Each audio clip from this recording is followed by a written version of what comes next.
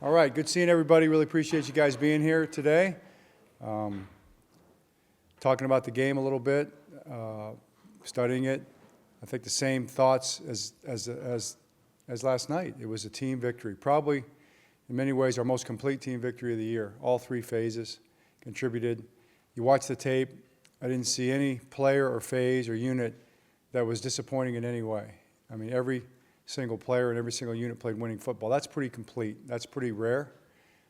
I thought we accomplished that, and we accomplished it with the full depth of our roster, which is even more interesting and probably rewarding to see that all of our guys could come through and play winning football in that situation was very good.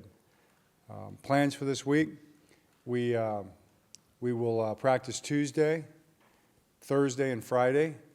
There'll be fundamental practices, going to work and trying to improve over the course of the week. Then Saturday, of course, we'll be studying, watching the games just like everybody else to see who we play. And coaches will be back in Sunday to game plan. And then Monday, we'll start our week in preparation for the divisional game on Saturday. Okay, what do you have? In terms of how you handle the week, will you guys get a decent start on all three teams that you could play this week in terms of the coaches? We will, yeah, Charles. We'll be spending a lot of coaching time on all three possible teams.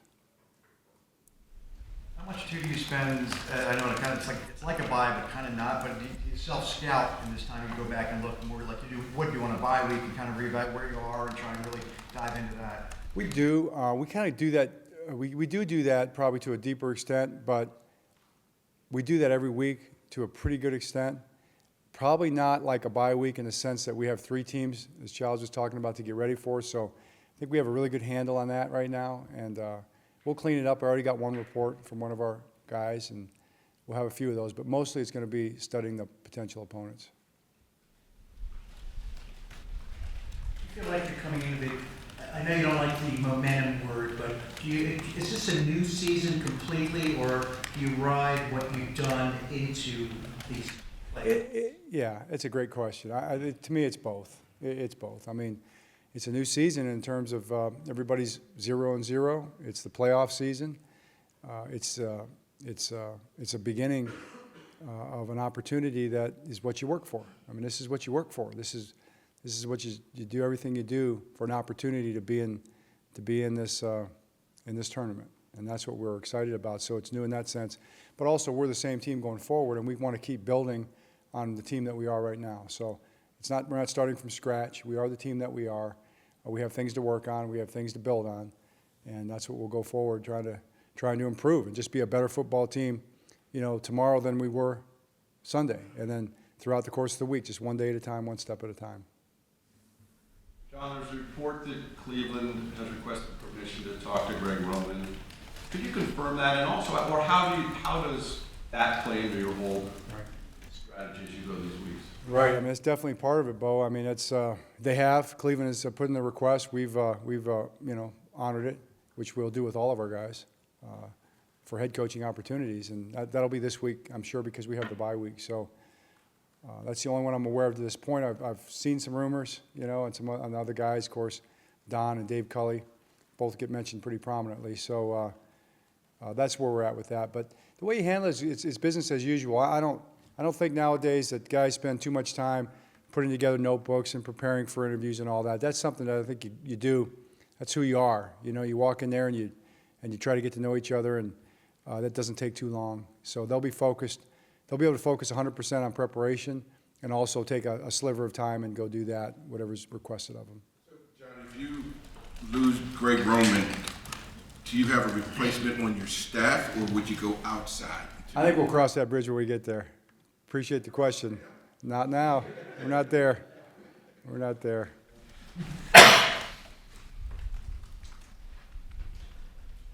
John, I know it's early and you got some time, but did Mark Ingram, is he progressing well to this point? He is, yeah. Here's a chance he was going to go in the game. He was a game-time decision and didn't feel good, didn't feel right before the game. So that's why he was inactive. I mean Mark Ingram. Oh, Mark Ingram. I'm sorry. I thought you meant Mark Andrews. So you got that answer too? 2 for 1. Yeah, Mark Ingram looks good. He had a running workout today and on schedule. Yep. Didn't look like any other, was James Hurst, did he come out there? He looked like the only one I saw that was kind of really dinged up. Did you guys come out well otherwise? He came out okay. James did. We didn't have any other issues, so that was really another great blessing. We're good. We do have some guys fighting off the flu, Lamar and other guys. So players, yeah. No coaches right now. Is there going to be a quarantine room? Right, exactly. John, it's likely obvious, yes, but different feel from last year going in, when you were going in as a, you still won the title, but now you're the top seed. Is there a different feel? I can't remember. You know, I'm going to answer that the same way. I can't remember last year right now because it's just not that important. Comparing feelings, it's what it is, and we're very, very happy, very pleased, very proud, very grateful for where we sit and the season that we've had, right?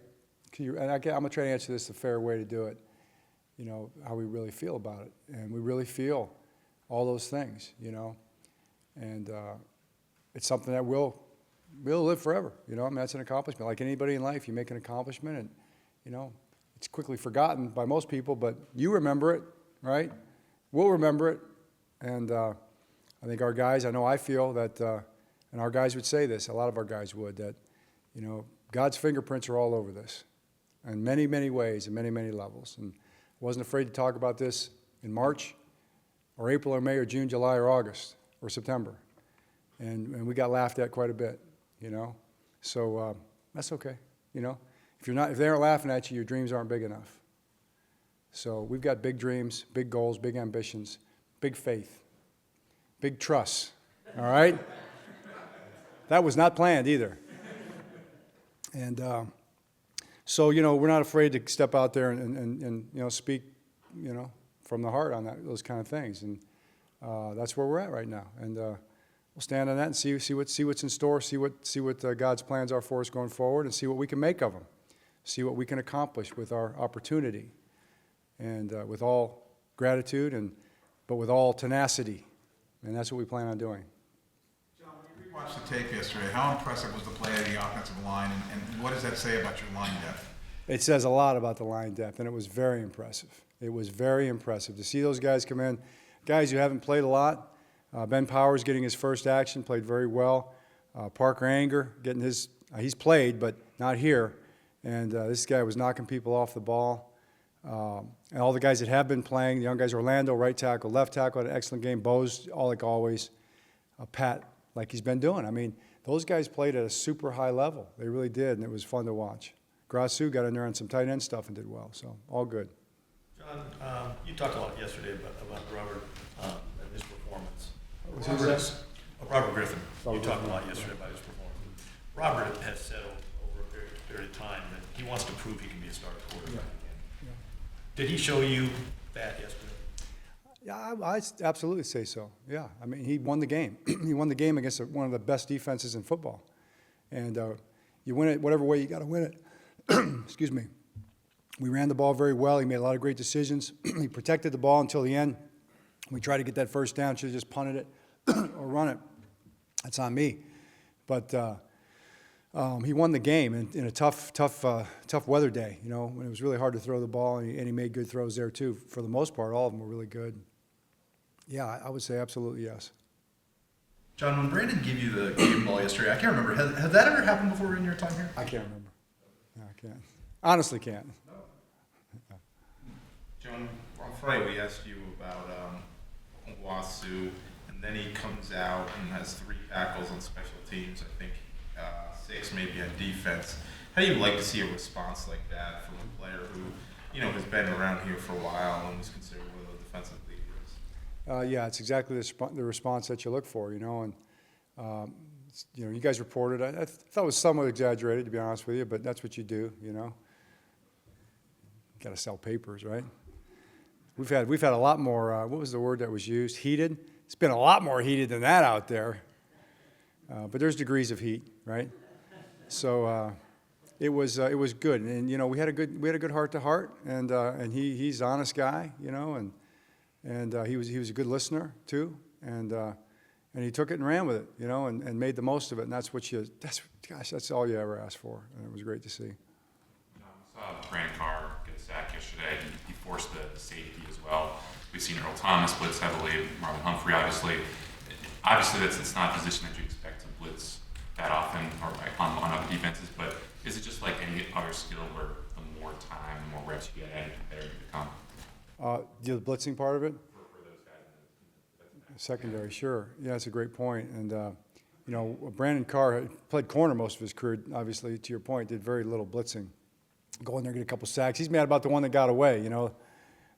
But they got the next one, the very next play.